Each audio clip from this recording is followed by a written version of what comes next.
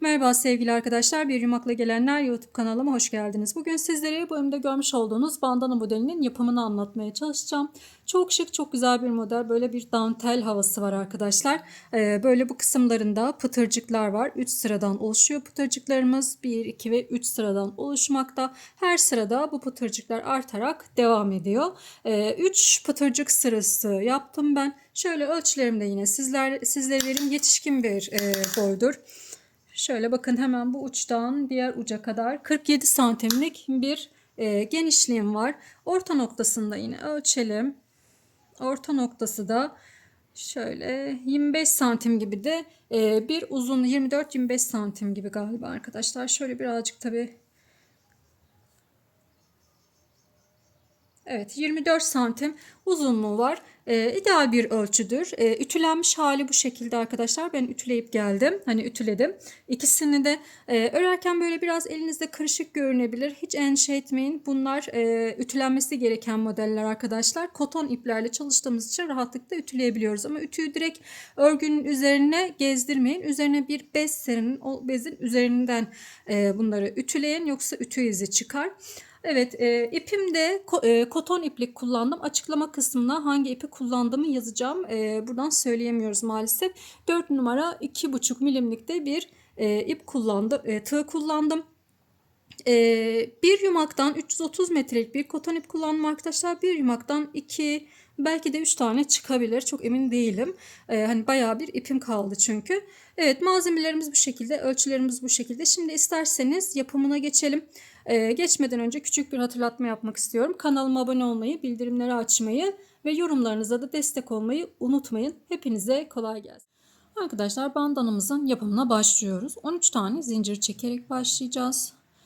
Evet, başlayalım. 1, 2, 3, 4, 5, 6, 7, 8, 9, 10, 11, 12 ve 13.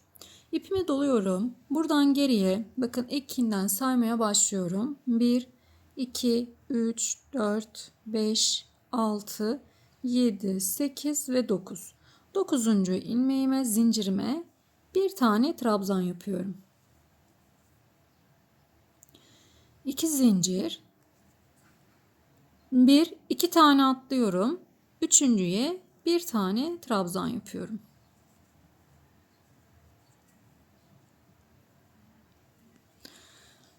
Evet, şöyle biraz da yakınlaştıralım, net görün. Şimdi 6 tane zincir çekeceğim. 1, 2, 3, 4, 5, 6. İpimi doluyorum. Şu en son yapmış olduğumuz, batmış olduğumuz yere bir tane daha batıyorum. Ve burada bir tane daha trabzan oluşturuyorum. Bu şekilde. Döndürüyorum.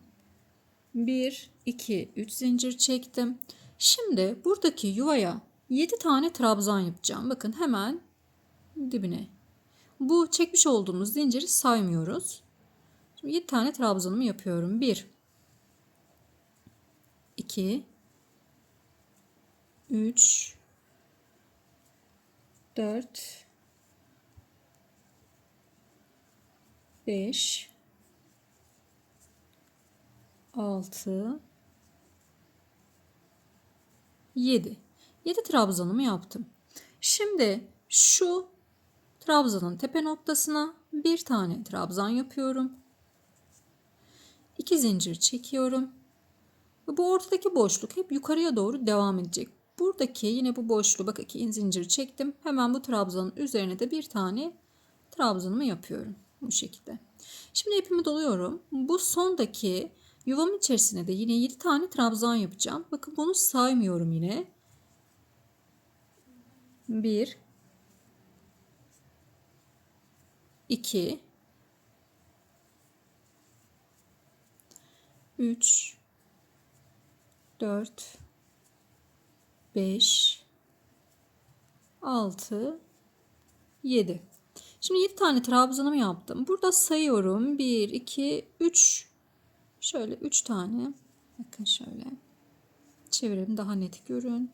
Düz kısmına sayıyorum. 1, 2 ve 3 tane trabzanım var. Hemen şöyle 4. trabzanıma bir tane burada trabzan yapıyorum. Yani zincirimin üzerine yaptım buradaki trabzanımı. Şimdi ilk sırayı yapmış olduk. Şimdi döndürüyorum yine. 1, 2, 3 tane zincirle döndüm. Şimdi bakın. 3 zincir çektim. Dibine değil, yanındakine. Bakın şöyle tekrar gösteriyorum. Dibine değil, hemen yanındakine. Çünkü bu zaten kenardaki trabzanım oluşmuş oldu. Hemen yanındakine bir tane trabzan yapıyorum. 1. En kenardaki 3 zincirimi saymıyorum. 1. Şimdi bir zincir çekiyorum. İkinci trabzanımı yaptım. Bir zincir çektim. Üçüncü trabzanımı yaptım. Bir zincir çektim. Dördüncü trabzanımı yaptım. Bir zincir. Beşinci trabzanım. Bir zincir. Altıncı trabzanım. Bir zincir. Yedinci trabzanım. Bakın şu en kenardaki zincirimi saymıyorum. Daha sonrasında 1, 2, 3, 4, 5, 6, 7 tane trabzan yaptım. Aralarda bir zincirle. Şimdi sonda bir tane daha trabzanım kaldı. Buraya 2 tane zincir çekiyorum. Ve bu trabzanımın tepe noktasına da bir tane yapıyorum. Bu bizim ortada 3 tane bu şekilde kare noktalarımız olacak. Onun birincisi. 2 zincir çekiyorum yine. Bakın bu ortada bir tane var zaten. Kare boşluğumuz, hemen trabzanın üzerine yine yapıyorum. İkinci. 2 zincir çekiyorum. Yanındakine de yine bir tane trabzan yapıyorum. Şimdi burada 3 tane, bakın 1, 2, 3 tane boşluğumuz var. Bu 3 boşluk yukarıya doğru devam edecek. İsterseniz hani şaşırmamak adına bunlara böyle işaretleyiciler takarsınız. Buraya da yine işaretleyici takarsınız. Hani ortadakini kaybetmemek adına, çünkü ilerleyen zamanlarda kafeslerimiz olacak. Şimdi burada yine 7 tane trabzanım olacak. Bir zincir çekiyorum. Sırayla her birinin tepe noktasına birer tane batıyorum. Bu 1, 2, 3, 4, 5, 6, 7. Şimdi 7 tane trabzanımı yaptım. Bakın şuradan itibaren sayıyorum. Şurada boşluğumuz var. Hemen onun yanındaki trabzandan sayıyoruz. Şöyle göstereyim. Bakın 1, 2, 3, 4, 5, 6 ve 7. Sonda bir tane zincirim kaldı. Başlarken de burada yine bir zincirimiz vardı. Yine onu tam bu zincirin üzerine, sonda zaten zincirimiz var. Bakın 1, 2, 3. zincirime trabzanımı yapıyorum bu şekilde.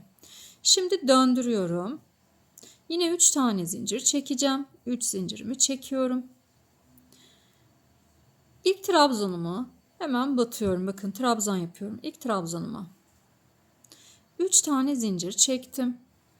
Şimdi burada bakın 3 zincirimin hemen dip noktasında şöyle 2 tane, bakın bir ip var. Görürsünüz elinize, zaten 3 trabzan 3 zincir çektik. Hemen dip kısmında bu şekilde alıyorum ve sık iğne ile bağladım. İpimi doluyorum. Zincir çekmedim. Yanındakine trabzan yaptım. 3 zincir çekiyorum. Ve yine 3 zincirimin hemen dip noktasında bu 2 tane bulunan ilmeğimi alıyorum. Sık iğne ile bağlıyorum. Evet.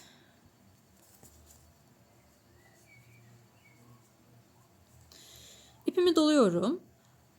Burada pıtırcıklarımızı yaparken aralarda zincir çekmiyoruz. Bir tane yanındakini hemen sırayla yanındakine batıyorum. 3 zincir çektim. Yine bakın hemen şu dibindeki 2 tane olan kısma ilmeğe batıyoruz. İpimi doluyorum. Yanındaki trabzanıma batıyorum. Trabzan yapıyorum. 1, 2, 3 zincir çekiyorum. Yine aynı şekilde hemen dip kısmındaki bu 2 tane olan ilmeği alıyorum. 1, 2, 3, 4 tane pıtırcımız var. Şu anda 6 tane pıtırcımız olacak arkadaşlar.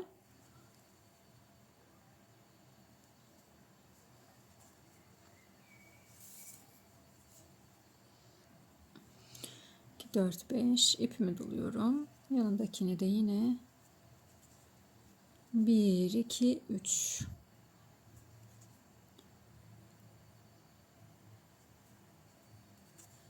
İpimi doladım ve yanındakini trabzanımı yapıyorum.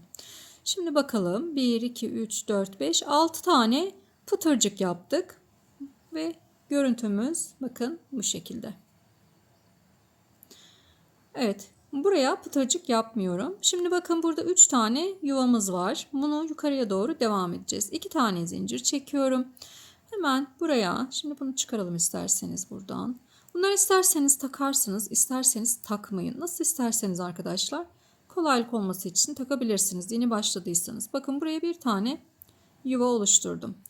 1, 2 zincir çekiyorum yine. Yanındakine de yine aynı şekilde. 1, 2 zincir çekiyorum. Ve yanındakini de yine aynı şekilde batacağım. Ve buradaki 3 tane yuvamız devam ediyor.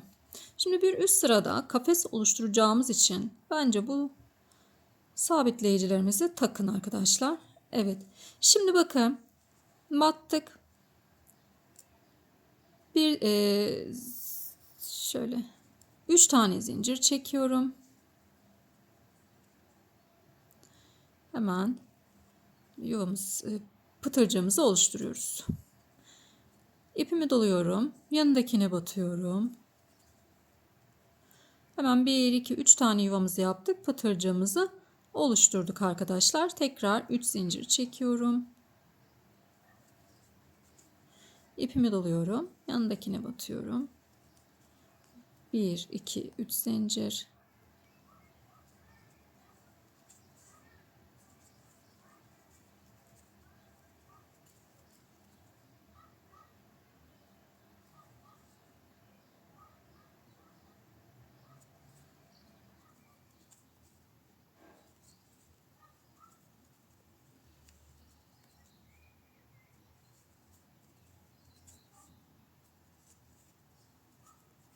Bakıyorum 2, 4, 5 sonuncu kaldı.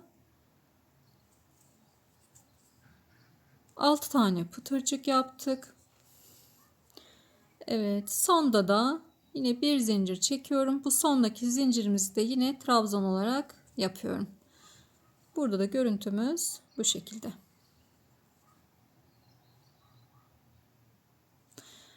Evet, şimdi döndürelim. Şimdi kafes sırasına geldik. 9 tane zincir çekiyoruz. Bu kafes sıralarında dönüşlerde 9 tane zincir çekeceğiz arkadaşlar. 2, 3, 4, 5, 6, 7, 8 ve 9. 9 zincir çektim. Şimdi bu pıtırcıklarımız böyle 3 boyutlu hani dışarıda kalması için biz arka trabzanlarımızı bu şekilde yaparak alacağız ilmeklerimizi. Öncelikle 9 zincir çektim. Hemen yanındaki şöyle göstereyim bakın. Yanındaki trabzanımın şöyle belinden kavruyorum ve sık iğne ile bağlıyorum. Evet, şimdi 6 zincir çekeceğiz. 2, 3, 4, 5, 6. Sadece dönüşlerimizde 9 olacak. Şimdi burada bir taneye atlıyorum. İkinciye yine bu şekilde bağlıyorum. Sık iğne ile. 1, 2, 3, 4, 5, 6 zincir. Bakın sıradaki trabzanıma atlıyorum. Daha sonrasındaki trabzanımın belinden kavruyorum. Bir atlıyoruz. Bir kafes oluşturuyoruz. 2, 3, 4, 5, 6. Hemen burada yine aynı şekilde bir atladım. İkinciye bağladım. Bakın burada 1, 2, 3, 4 tane yuvamız oluşmuş oldu. Şimdi bakın orta noktaya geldim. Şimdi 1, 2, 3, 4, 5, 6 zincir çekiyorum. Şu önümdeki, bakın bu önümdeki yuvaya bağlayacağım. Burada 3 tane trabzan sıramız var. Hemen buraya bağlıyorum. Buraya değil arkadaşlar, yanlış ifade ettim. Şimdi en sonki en sonki bağlama sıramızı yaptık. Burada 4 tane kafesimiz oluştu. Şimdi burada 3 tane kutucuğumuz var. Bu kutucuklarımızı devam ettireceğiz. Bakın şu hemen bunun üzerine, yani şu trabzanımın tepe noktasına bir tane trabzan yapıyorum. 2 zincir çekiyorum. Yine ortadakine de bir tane trabzan yapıyorum. Bakın isterseniz yine Şöyle kafa karışıklığı olmasın, işaretleyicinizi takın. Şimdi 1, 2, 3,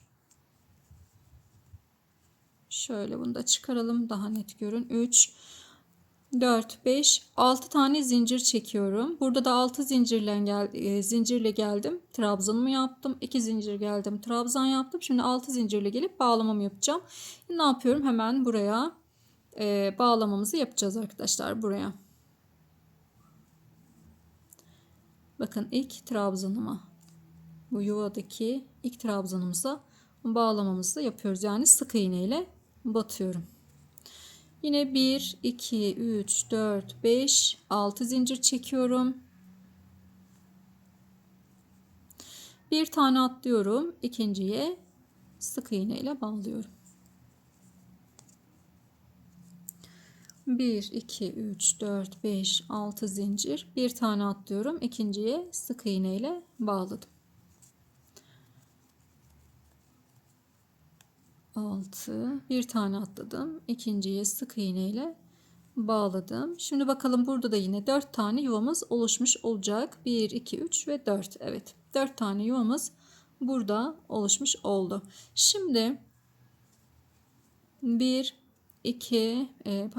zincir çekiyorum burada arkadaşlar. Şu en sondaki zincirime, şu en sonda çekmiş olduğumuz zincirimize bir tane trabzanımı yapıyorum. Pardon, yanlış oldu yine galiba. Evet, 1, 2, 3, 6 tane zincir çekiyorum. 2, 3, 4, 5, 6. Buna da yine bağlıyorum arkadaşlar. Sondaki 6 zincir çektim. Sondakinin 1, 2, 3.'ye trabzanla bitiriyorum. Şimdi bakın, şöyle bakalım. Buradan itibaren 1, 2, 3, 4 tane yuvamız oldu. Kafesimiz oldu burada. Bu 3 tane yuvamız duruyor. Diğer tarafa döndüm. 1, 2, 3 ve 4 tane de yuva burada oldu arkadaşlar. Şimdi yani eşitliğimizi sağlamış olduk. Şimdi döndürüyorum. 9 tane yine zincir çekeceğim. 2, 3, 4, 5, 6, 7, 8 ve 9. 9 tane zincirimi çektim. Şimdi artık bu kafeslerin içlerine işlemlerimizi yapacağız. Dediğim gibi dönüşlerde 9 tane zincirimiz var. Hemen batıyorum ortasına. Bakın boşluğa şu şekilde battım. Ve sık iğne ile bağladım. 1, 2, 3, 4, 5, 6. Tekrar kafesimin orta noktasına battım. Bu kafesli ikinci sıramız. 1, 2, 3, 4, 5, 6.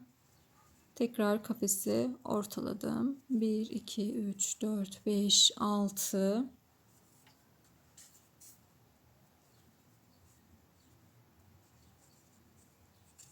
Her sırada bu kafesler bir tane artacak. 1, 2, 3, 4 tane. Şimdi 5. kafesimizi yapıyoruz. 4, 5, 6.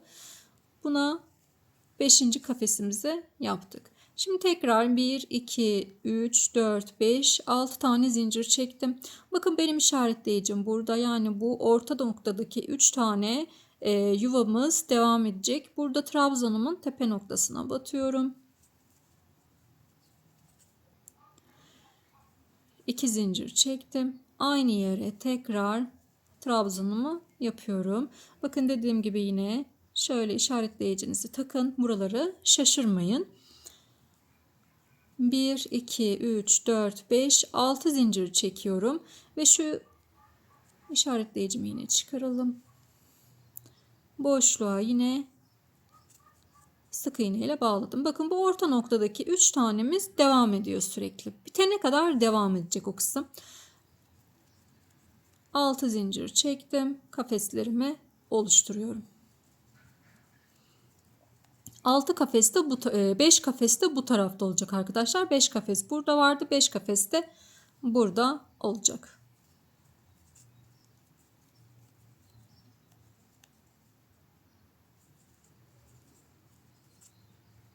Bir, iki, üçüncü kafes. 4. kafes. Ve 6. kafesimizi de zincirimizin üzerine yapıyoruz. Şimdi bakıyorum. 1, 2, 3, 4, 5 kafes burada var. 3 tane ortada var. 1, 2, 3, 4, 5 kafes de bu tarafta var. Bunları sürekli kontrol edin. Hep aynı şekilde olacak. Bu taraftaki sayıyla bu taraftaki eşit olması gerekiyor arkadaşlar. Şimdi yine dönüyorum. 9 tane zincirle dönüyorum. Şimdi altta 5 tane kafesimiz vardı. Burada 6 tane kafesimiz olacak. Yine bakın hemen dibine batıyorum. Sık iğne ile 9 zincir çektim. Şimdi 6 zincir. Devam ediyorum. 3. sıradayız. Toplamda 5 sıra kafesli sıramız olacak.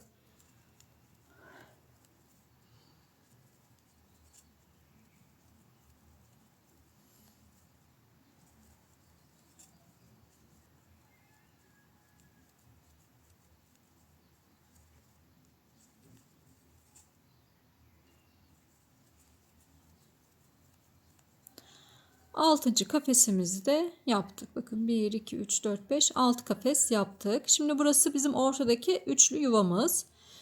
2, 3, 4, 5, 6 tane yapıyorum. Hemen trabzanın tepe noktasına batıyorum. Buraya yine isterseniz işaretleyicinizi takın arkadaşlar. 2 zincir çekiyorum. Aynı yere tekrar batıyorum.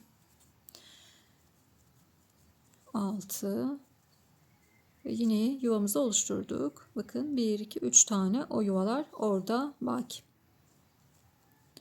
Evet, şimdi bu tarafta 6 tane kafesimiz vardı. Burada da 6 tane kafesimiz oluşacak. Başlıyoruz. 6. Birinci kafesimizi yaptık.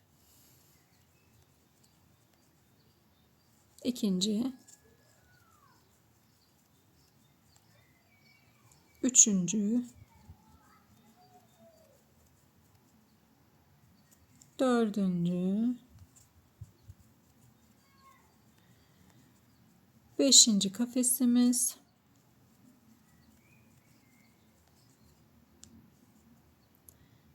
Altıncı kafesimizde bu zincirimizin üstüne yapacağız arkadaşlar. Bu alttan sayacaksınız. Bakın 1, 2 ve üçüncüye trabzanımızı yapacağız. Evet. Şimdi burada 6 sıra oldu. 3. sıradayız. Yani 6 kafesimiz oldu. 3. sıradayız. 2 sıra daha yapacağız. Buralarda 8 tane kafesimiz olacak. 5. sıranın sonunda. Şimdi bu kafeslerimizi yine yapalım. 2 sıra daha yapacağız. Dediğim gibi 3. sıradayız. 2 sıra daha yapacağız. Geleceğiz. Şimdi 5. sıradayız. 8 kafesimizin olacağı yerdeyiz. Burada orta noktayı tekrar göstermek istedim arkadaşlar. Belki hani şaşırabilirsiniz. Ortada ne yapacağınızı bilemeyebilirsiniz. Bakın şimdi sayalım. 1, 2, 3, 4, 5, 6 ve 7. 7 tane kafesimiz var. 8. kafesimizi zaten bakın burada işaretleyicilerimiz olunca çok daha iyi anlayacaksınız. Buradaki bu yuvamızın içerisine 8. kafesimizi yapıyoruz. Daha sonrasında 6 tane zincir çekiyorum. 3, 4, 5, 6 zincir çekiyorum. Ve şunu çıkarayım rahat görün. Ve buradaki trabzanımızın tepesine batıyoruz. Yani burada bir tane yuva oluşturmuş olduk şu anda. Şimdi 2 zincir çekiyorum. İkinci yuvamızı yapıyorum. Trabzanımın bakın buradaki trabzanımın hemen tepesine batacağım. Tepesi dediğim yer bu kısmı. İkinci yuvamızı oluşturduk. 3 tane yuvamız var burada. O zaman ne yapıyorum? 1, 2, 3, 4, 5, 6 tane zincir çekiyorum yine. Ve buraya sabitliyorum. Bakın başlarken de 6 zincirle geldim. Trabzan yaptım. Biterken de 6 zincirine gelip sık iğne ile bağladım. Görüntümüz aynı bu şekilde. Şimdi yine burada 8 tane kutucuğumuz olacak. Kutucuk değil kafes arkadaşlar. Bu kafeslerimizi yapalım. Evet sona kadar geldim. 1, 2, 3, 4, 5, 6, 7 kutucuğumuz var. Sondaki zincirimizin de şöyle üçüncüsüne trabzanımı yapıyorum. Ve 8 tane kutucuk oluşturmuş olduk burada.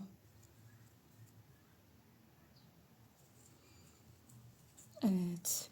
Şimdi artık yine şu dolgu sıralarımıza geçeceğiz. Yani bu pıtırcıklı yerlerimizi yapacağız. Kafesli sıralarımız bitti. Bu sefer şimdi artık 3 taneyle geri dönüşümüz başladı. Sadece kafesli sıralarda geriye dönerken 9 tane çekiyoruz. Dolgulu, yani şu dolgulu sıralarda da 3 tane çekeceğiz. Şimdi 3 tane zincirimi çektim. İlk önümde görmüş olduğum yuvamın içerisine 7 tane trabzan yapacağım ama bu zincirimizi saymıyoruz arkadaşlar. 1 2 3 4 ikili trabzanlar yapıyoruz. 5 6 7 tane trabzanımı yaptım. Şimdi hiçbir zincir çekmiyorum. Önümde görmüş olduğum kafesimin içerisine sık iğne ile bağlıyorum. 6 tane zincir çekiyorum. Bir tane kafes oluşturuyorum. Yandakine bağladım. 6 tane daha zincir çekiyorum. Ve bu kafesimizin içerisine de yine sık iğne ile bağladık. Burada 2 tane kafes oluşturmuş olduk. Şimdi ipimi doluyorum. 2 kafesimiz var arada. Yine buraya 7 tane trabzan yapacağım. 1 2 3 4 5 6 7 zincir çekmedim. Yandaki kafesimi sık iğne ile bağladım. 6 zincir, 2 3 4 5 6 zincir. Yandaki kafesime bağlıyorum. Yine 6 zincir ve yine bu kafese bağladım.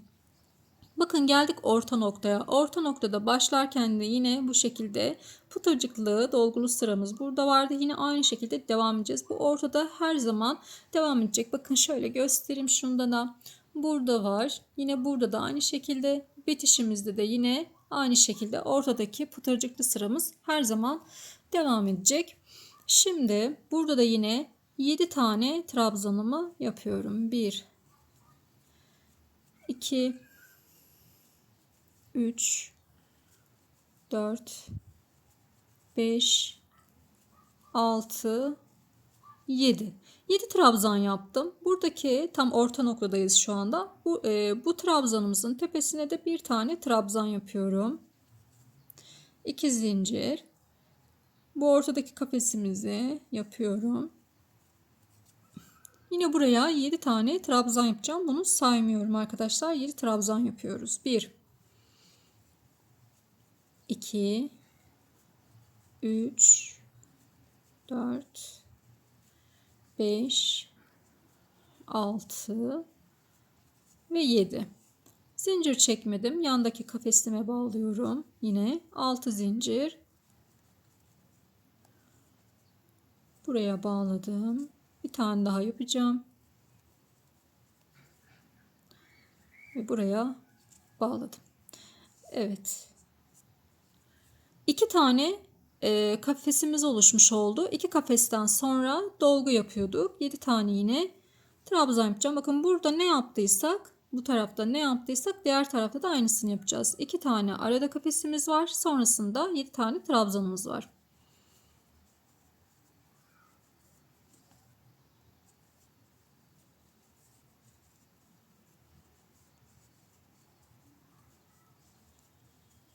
Evet, 7 trabzanımı yaptım. Kafese bağlıyorum. 6 zincir çektim. Yanındakine bağladım. Tekrar 6 zincir. Ve yine yanındakine bağladım. İpimi doluyorum. Bu sondakine de yine 7 tane trabzan yapıyoruz. Yine arada bakın 2 tane kafesimiz var. Hep ikili trabzanlar olacak. Trabzanı hızlı geçiyorum. 2 4 5 6 7 ipimi doluyorum. Bir tane de yine burada sonda zincirime trabzan yapmayı unutmuyoruz arkadaşlar. Evet, döndürüyorum. 3 tane zincir çekiyorum. 1 2 3 dönüşler her zaman 3 zincirdi. Şimdi ikinci dolgudaki ikinci sıramız, yani şu sıradayız. Ne yapıyorum? 3 zincirimi çektim. Bakın dibine değil, şöyle dip kısmına değil, yanındaki ilk trabzanımdan itibaren başlıyorum. Birinci trabzanımı yaptım. Bu 3 tane zincirimizi saymıyoruz arkadaşlar. Birinci trabzanım bir zincir. İkinci trabzanım bir zincir. Üçüncü trabzanım bir zincir. Dördüncü bir zincir. Beşinci bir zincir. Altıncı bir zincir ve yedinci. 7 tane trabzan olacak yine üstte. Buradaki zinciri saymadık. Şimdi bir tane yine zincir çekiyorum. Şimdi şu ortada bakın 2 tane kafesimiz var. Bu 2 tane kafesini buraya yine boşluğa sık iğne ile bağlıyorum. Buradaki kafesimiz de 1'e düşecek.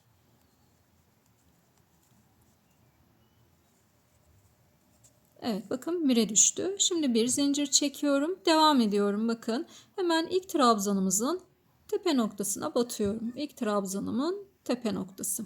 Yine 7 tane trabzanım olacak burada. 1. Aralarda bir zincirimiz olacak. 2. 3. 4. 5. 6.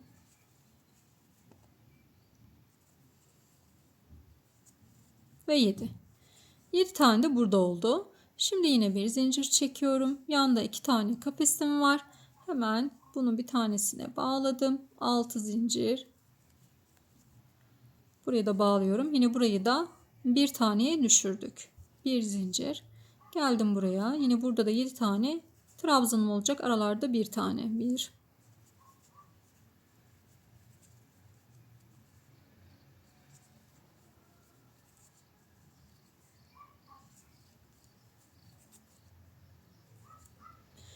1, 2, 3, 4,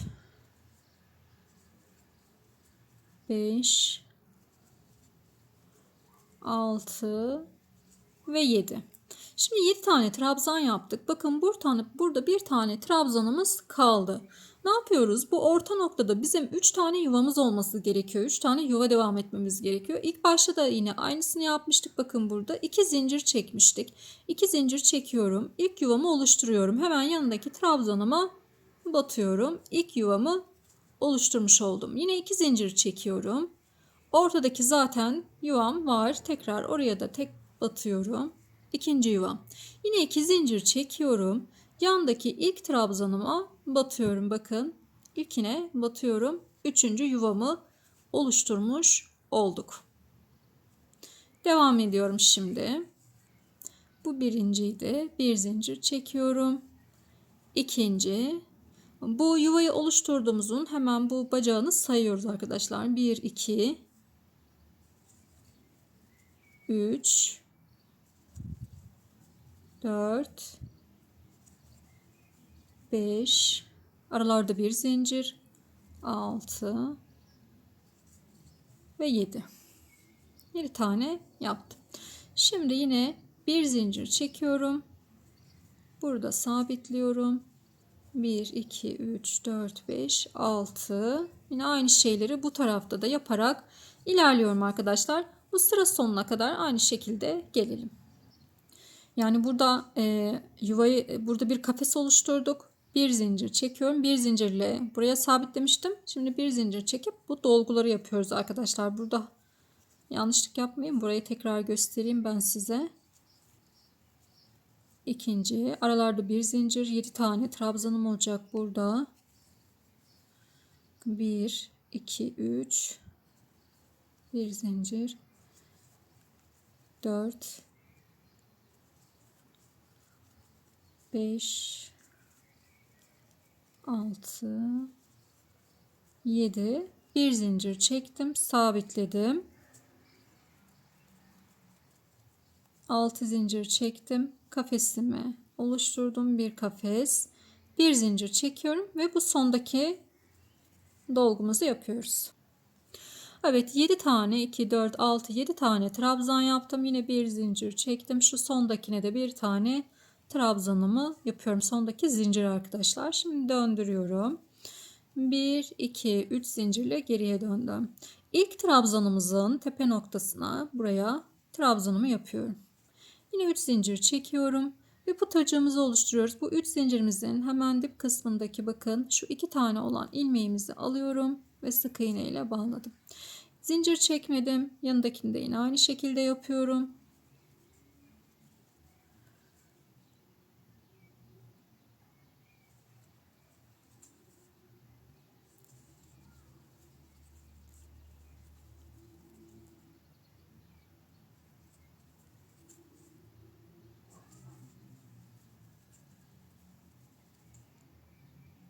Altı tane pıtırcığımız olacak burada.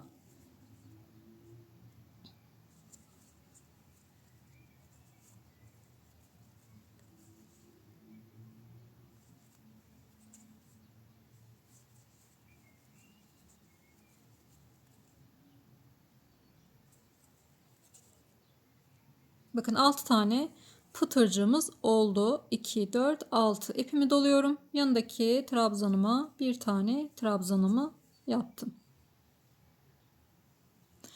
Bir tane zincir çektim.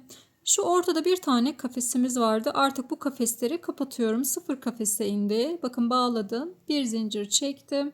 Hemen ilk trabzanımıza, şurada bakın trabzan kesinlikle şu kafesimizin zinciri değil. Bakın şurada trabzan kendini belli ediyor. O trabzanın üzerine trabzanımı yapıyorum. Yine 6 tane olacak pıtırcıklarımız.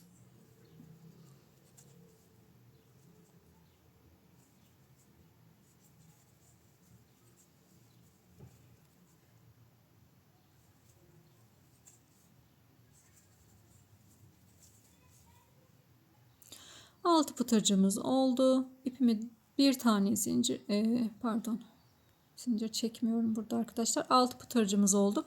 Hemen sondaki trabzanıma da bir tane trabzan yapıyorum. Bir zincir çekiyorum ve bu ortadaki kafesimizi kapatıyoruz. Yine bir zincir çektim.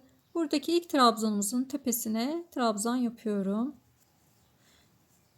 Yine burada 6 tane pıtırcığımızı yapacağız arkadaşlar. 6 pıtırcık yapalım. 1, 6. pıtırcığımı yaptım. İpimi doluyorum. Hemen yandakine bakın son trabzanıma bir tane trabzan yapıyorum. Şimdi bakıyorum burada 3 tane kutucuğum var. Eğer hani karıştırırsanız işaret içi takmayı unutmayın arkadaşlar. Alt sıralardan biri hani söylüyorum bunu size. Şimdi burada 2 tane zincir çekiyorum. Kutucuğumu yapıyorum. Birinci kutucuğum, 2 zincir, ikinci kutucuğum, 2 zincir ve 3. kutucuğum.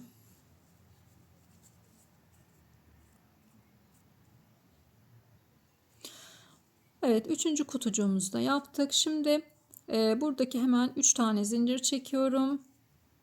İlk pıtırcığımızı yapıyoruz. Bakın 1, 2, 3 kutucuk yaptığım gibi hemen o sondaki trabzanıma ilk pıtırcığımı yaptım. Devam ediyorum. 6 tane pıtırcığım olacak. Yine 2,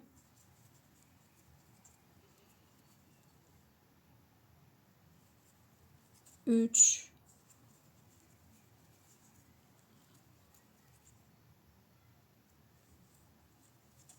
4,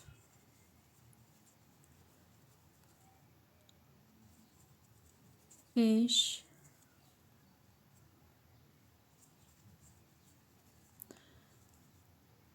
6. pıtırcığımı yapıyorum.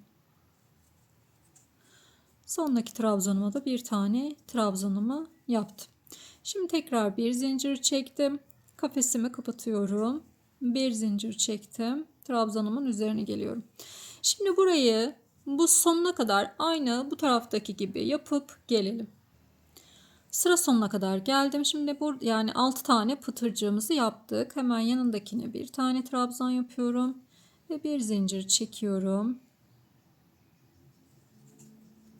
Bu zincirimizin üzerine de yine bir tane trabzanımı yapıyorum. Evet. Şimdi dolgulu sıralarımız tamamlandı. Şöyle bir sereyim. Bakın. Tamamladık.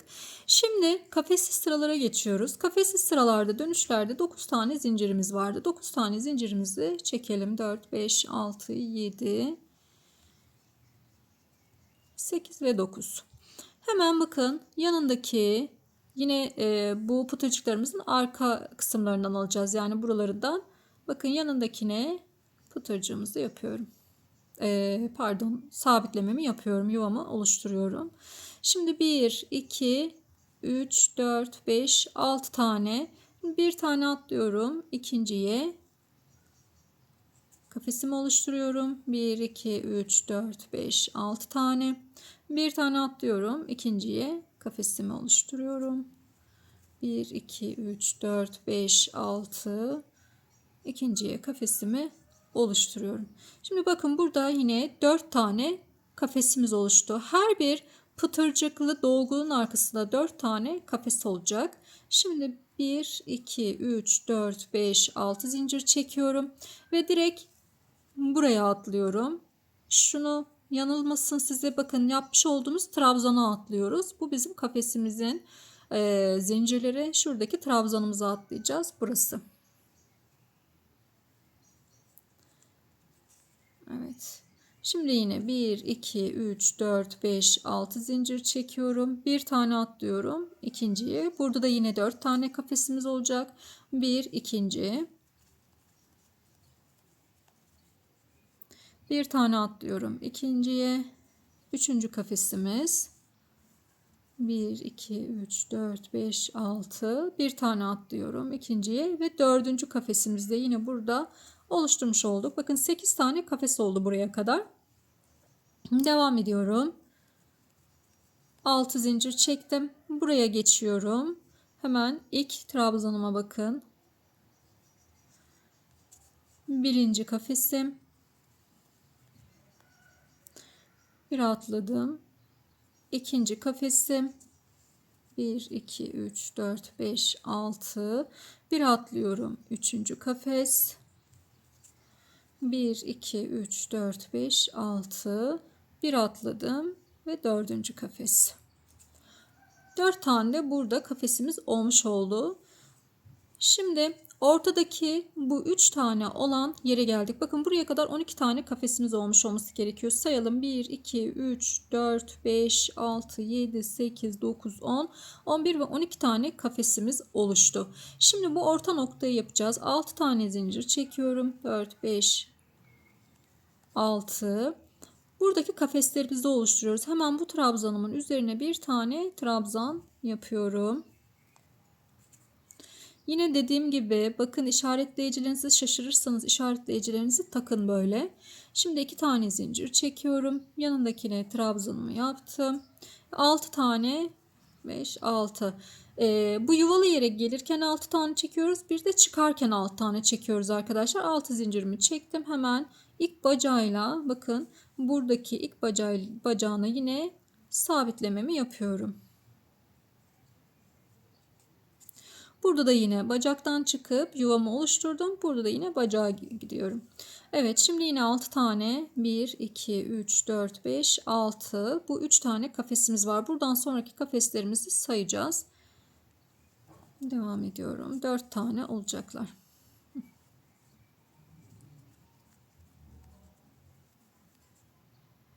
Atlaya atlaya gidiyoruz arkadaşlar.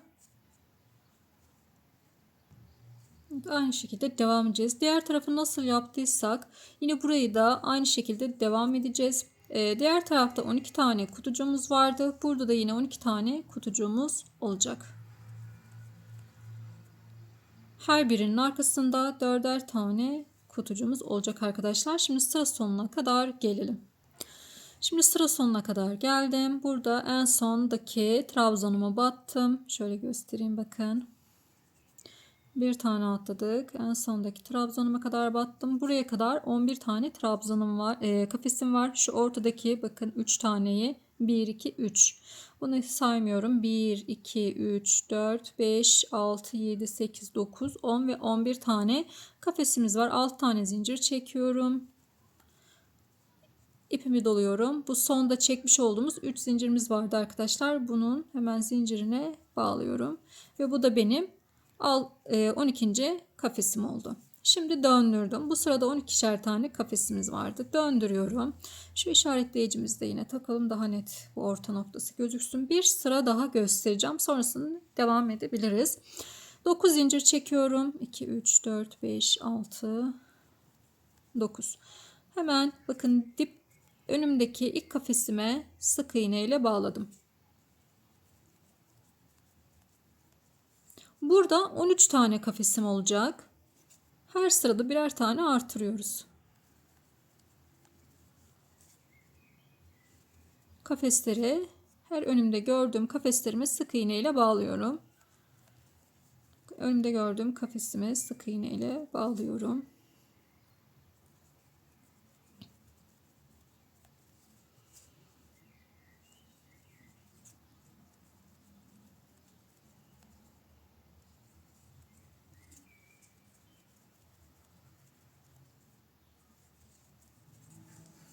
Buraya kadar gelelim.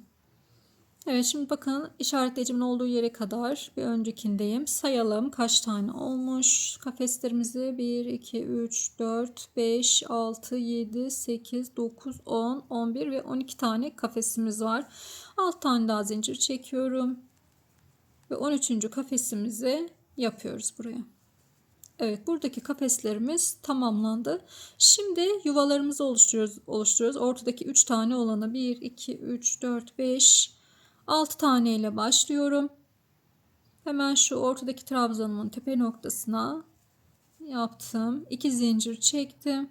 Yanındakine aynı şekilde ikinci yuvam ve 1, 2, 3, 4, 5, 6 zincir çekiyorum. Diğer sabitleyicimin olduğu yere bağlayacağım. Evet. 3 tane orta yuvamız devam etti. Şimdi yine 1, 2, 3, 4, 5, 6, 13 tane kafes yapacağız. Bu birinci kafesim. Şimdi sıra sonuna kadar gelelim. Sıra sonuna geldim.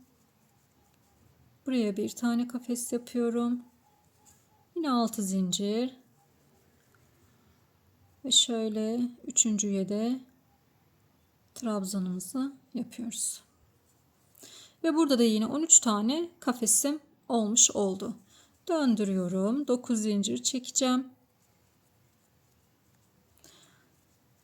Şimdi kafesli sırada ikinci sıradaydık. Şimdi üçüncü sırayı yapıyoruz. Kafesli toplamda 5 sıra olacak arkadaşlar. Bakın 9 zincir çektim. İlk önüme gelen kafese bağladım. Burada da 14 tane olacak kafeslerimiz.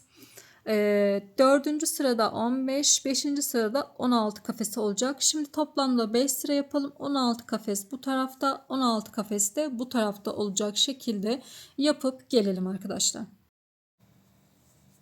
Evet, 16 tane kafes oluşturduk arkadaşlar. Bu tarafta 16 kafes, ortada 3 tane yuvamız var. Kenarda da yine bu tarafta yine 16 tane kafesimiz var. 5 sıramızı ördük. Şimdi yine dolguluya geçeceğiz. Dolgulu bu pıtırcıklı sıralara geçeceğiz. Yani bakın şöyle göstereyim. Şimdi burada şöyle alalım. Burada 1, 2, 3 tane bu tarafta. 1, 2, 3. 3 tane de bu tarafta vardı. Şimdi bakıyorum burada. Bunu alıyorum. Bitmiş hali. Şöyle göstereyim. 1, 2, 3, 4, 5 tane bu tarafta. 5 tane de 1, 2, 3, 4, 5 tane de bu tarafta var arkadaşlar. Şimdi yapalım. Yani bu sırada 5 tane bu pıtırcıklı sıramızdan olacak. Şimdi geliyorum. Dolgu sıralarımıza geçtiğimize göre 3 tane ile dönüş yapıyoruz.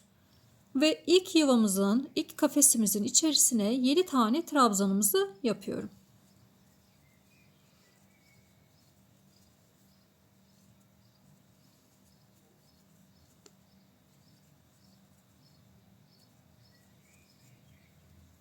Aynı alt sıradaki dolgu yeri gibi olacak arkadaşlar. 2, 4, 6 ve 7. Baştaki zincirimizi saymadık. 2, 4, 6, 7 tane yaptım. Şimdi Hemen yandakine bağlıyorum sık iğne ile. 7 tane trabzan yaptıktan sonra 6 tane zincir çektim. Kafesime bağlıyorum. Birinci kafesim. 2 tane kafes yapacağız yine aralarda. 2 kafes yaptık. Şimdi yine 7 tane dolgu yapıyorum. Hızlı geçiyorum bu dolguları. Trabzan yapıyorum yani arkadaşlar. İkili trabzan 4.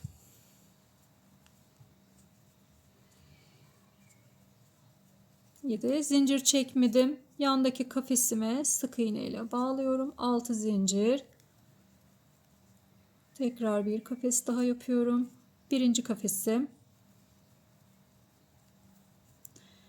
İkinci kafesim. Ve şimdi dolgu yapıyorum. Bu şekilde ortaya kadar gelelim. Aralarda 2 kafes olacak. 7 dolgu olacak. 2 kafes olacak. Ortaya kadar gelelim. Evet, 2 kafes yaptım. Buradaki bakın yuvalara geldim. Bu 3 tane olan yuvalara buraya da yine 7 tane trabzanımı yapıyorum.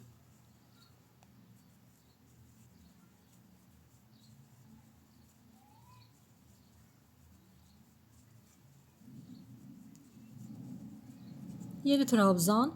Şu trabzanın üzerine bir tane daha trabzan yapıyorum. Burada. Şimdi arkadaşlar buradan sonrasında bu son sıramız bizim. Yani son pıtırcıklı dolgu sıralarımız. Buradan sonra artık bu 3 tane olan kafeslerimizi, yuvalarımızı devam ettirmemize gerek yok. O yüzden ipimi doluyorum. Şöyle şimdi 2 tane zincir çektim. Yandakine yapıyorum. O kafesleri üst sırada yapıyorduk arkadaşlar. Bu orta noktadaki yuvalarımızı üst sırada yapıyorduk. Onu üst sırada yapacağız. Şimdi 7 tane trabzanımı yaptım. 2 zincir çektim. Hemen bu trabzanımın üzerine bağladım. Şimdi bunu saymadan 7 tane daha trabzan yapacağız. 2 3 4 5 6 ve 7. Şu orta noktayı tekrar orada bir hata yaparak anlattım size.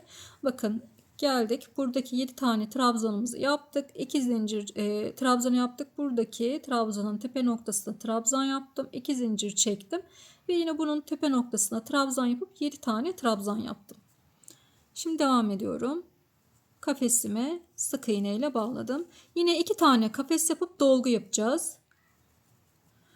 6 zincir kafesimi yapıyorum.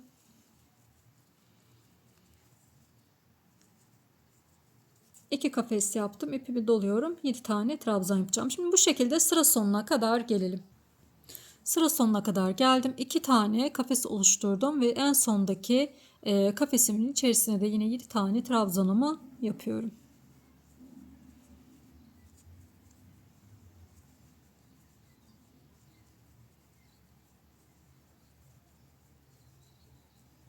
Yedi ve buradaki zincirime de yine bir tane trabzan yapıyorum arkadaşlar. Evet. Şimdi döndür. Bakın döndürmeden önce şöyle kaç tane yuva oluşturduk ona bakalım. 1, 2, 3, 4, 5 tane dolgu yuvam oldu. Yine 5 tane de bu tarafta var. Bakın şöyle göstereyim. 1, 2, 3, 4 ve 5. 5 tane de bu tarafta var. Biraz böyle kırışık olabilir örgünüz. Hiç endişe etmeyin. En sonunda ütülüyoruz arkadaşlar. Çok normal. Şimdi 3 tane zincirimle birlikte dönüşümü sağlıyorum. 1, 2, 3 zincirimi çektim. Şimdi bakın. Yine dibine değil hemen yanındakiyle başlıyorum. Bir zincir çektim. Baştakini saymıyorum. Bu bir tane. Bakın bunu saymıyorum. Bu 3 tane zincirimi saymıyorum. Trabzan yapmış olduğumu sayıyorum. 1. Yanındaki 2. Yanındakine 3. 4. Aralarda birer zincirimiz var. 5. 6. Bir zincir ve 7. 7 tane trabzanımızı yaptık. Şimdi burada 7 trabzan yaptık. Hemen bu kafese bir tane zincir çekiyorum ve buraya bağlıyorum. Bu kafese bağlıyorum. 1, 2, 3, 4, 5, 6 tane zincir çekiyorum. Buraya yapıp bağlıyorum yine. Bakın altta 2 tane olan kafesim burada bir taneye düştü.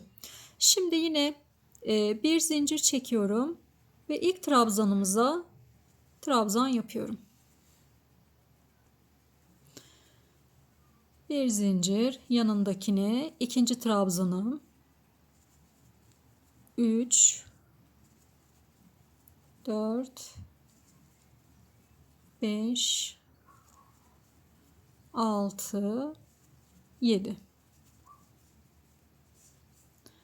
Bir zincir çekiyorum. Kafesi sık iğne ile bağladım. 6 zincir ve yanındakine yine sık iğne ile bağladım. Bir tane oldu. Bir zincir ve tekrar buraları yapıyorum. Şimdi bu orta noktaya kadar gelelim. Bakın tam bandanamın orta noktasındayım. Yani şu 3 tane yuvamızın olmuş olduğu kısımdayız. Şimdi buradan sonra artık devam etmeyeceğim. Bandanamı bitirmiş oluyorum. Yeterli bir ölçü. Şimdi burada yine bir tane zincir çekiyorum. Yanındakine bağlıyorum. Yanındakine trabzan yapıyorum. Bir zincir çekiyorum. Şu boşluğun hemen buradaki boşluğun içerisinde de yine bir tane trabzanımı yaptım. Yine bir zincir ve devam ediyorum. Bu kısım bu şekilde olacak. Yine bunların üzerinde 7 tane trabzanım olacak. Evet, bu kısmı bu orta noktasında bu şekilde yapıyoruz arkadaşlar. Şimdi burayı da yine aynı diğer taraf gibi yapalım. Sıra sonuna kadar gelelim. Sıra sonuna kadar geldim. 7 tane trabzanımı yaptım. Bir zincir çekiyorum. Sondaki zincirimizi de yapmayı unutmuyoruz arkadaşlar. Döndürüyorum. Şimdi yine 1, 2, 3 zincirle döndüm. Yanındakine hemen batıyorum. Ve pıtırcığımızı yapıyoruz. 3 zincir. Buradaki 2 ilmeği alıyorum. Ve pıtırcığımızı oluşturuyoruz. Aralarda zincirimiz yok. 6 tane pıtırcığımız olacak burada. 2. Mantığımız hep aynı şekilde ilerliyor. Bütün bu pıtırcıklı sıralarımız aynı ilerliyor arkadaşlar. Hiçbir değişiklik yok. Daha çok uzatacaksanız eğer hani daha bel kısmı için yapacaksanız bu ortadaki 3 taneyi yapmanız gerekiyor. Ama burada bitirecekseniz benim gibi yapın. Bu bitişi bu şekilde olacak. Yine yapalım. 4.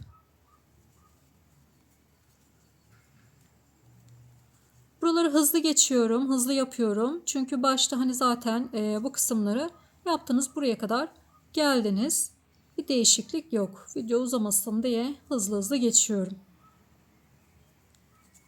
Kaç tane oldu? 2, 4, 6 tane oldu. İpimi doluyorum. Sondaki trabzanıma da bir tane trabzan yapıyorum. Bir zincir çektim.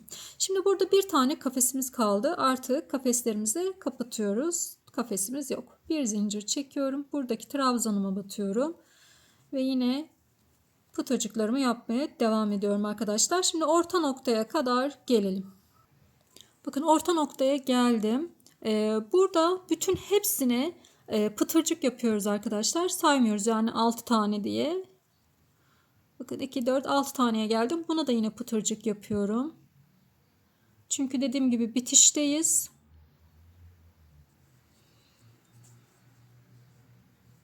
Her bir trabzanımıza batıyoruz ve pıtırcık yapıyoruz.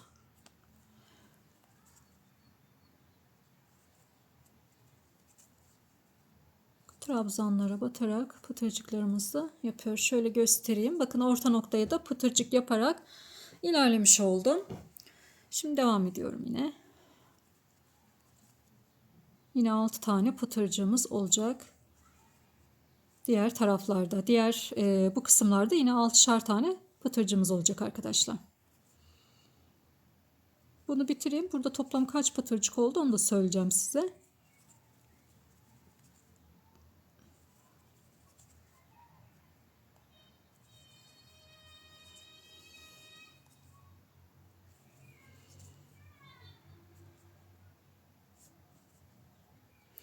Şöyle pıtırcıklarımızı sayalım.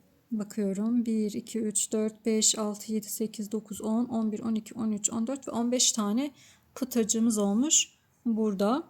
Şimdi Sondaki trabzanıma da trabzan yapıyorum.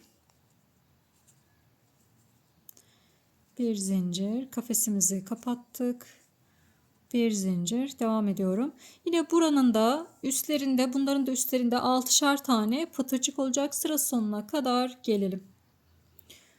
Evet, sıra sonuna kadar geldim. 4-6 tane pıtırcığım oldu. Şimdi bir tane zincir çekiyorum. Sondaki zincirime de yine bir tane trabzanımı yaptım. Şimdi artık tamamlamış olduk arkadaşlar. Bitirdik bandanamızı. Şimdi bağcık kısımlarını yapıyorum. Ben bağcık kısmı için 55 tane zincir çekiyorum. Sizler isterseniz 50 tane çekin, 60 tane çekin, 65 tane çekin. Bu zincir sayısını siz kendi uzunluğuna göre, yani uzun olmasını istiyorsanız ona göre ayarlayın. Şimdi 55 tane zincir çekip gelelim. Evet, 55 zincirimizi çektik. Şimdi hemen yanındaki zincirime batıyorum. Ve kaydırıyorum. İçinden çıkarıyorum. Tekrar yanındakine batıyorum. Kaydırıyorum. Yanındakine batıyorum. Kaydırıyorum. Bu şekilde kaydırma yaparak dip kısma kadar geleceğiz. İsterseniz sık iğne de yapabilirsiniz bu kısmı. Böyle kaydırmayla benim daha çok hoşuma gidiyor. Şimdi kaydırmayla dip kısmına kadar gelelim.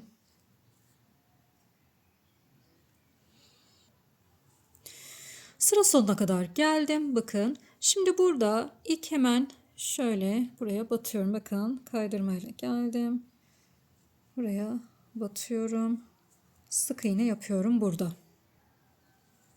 Şimdi bu boşluklara iki tane boşluğa yapıyorum. Bir tane de bu kısma yapıyorum. İsterseniz bu kısımları hiç yapmayın. Boşluklara ikişer tane, üçer tane yapın. Bakın 2 tane yaptım. Boşluğa sık iğne. Bir tane de hemen bu orta noktasına. 2 tane boşluğa yapıyorum. Bir tane de bu kısma yapıyorum. 2 tane boşluğa yapıyorum. Bir tane şöyle orta noktasına.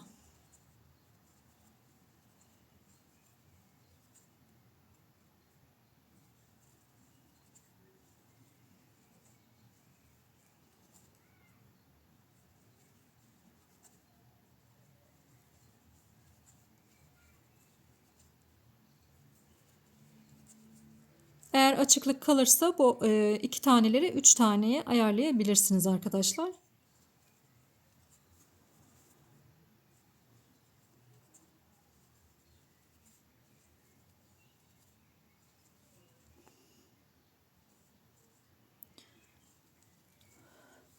Evet, bu kısma kadar şöyle bakın, buraya kadar aynı şekilde gelelim. Evet, sıra sonuna kadar geldim. Burada da yine şu son zincirimi bir tane sık iğne yapıyorum. Şimdi yine 55 tane zincir çekeceğim. Evet, 55 zincirimi çektim. Yine bunun üzerine yine böyle kaydırmayla, diğer taraftaki gibi kaydırmayla ineceğiz arkadaşlar.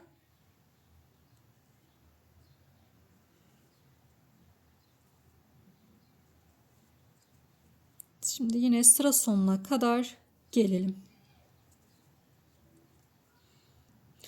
Kaydırmayla indim. En son bakın sık iğne yapmış olduğum yere bağlıyorum. Kaydırmayla bağladım ve bir zincir çekip ipimi kesiyorum. Bu ipi de arka kısmında ilmeklerimizin aralarında yürütelim arkadaşlar. Yok edelim. İsterseniz bir iğne yardımıyla veya bir tığ yardımıyla bunu arka kısımda olabildiğince yürütmeye çalışalım. Çok kısa kesmeyin buradaki ipinizi.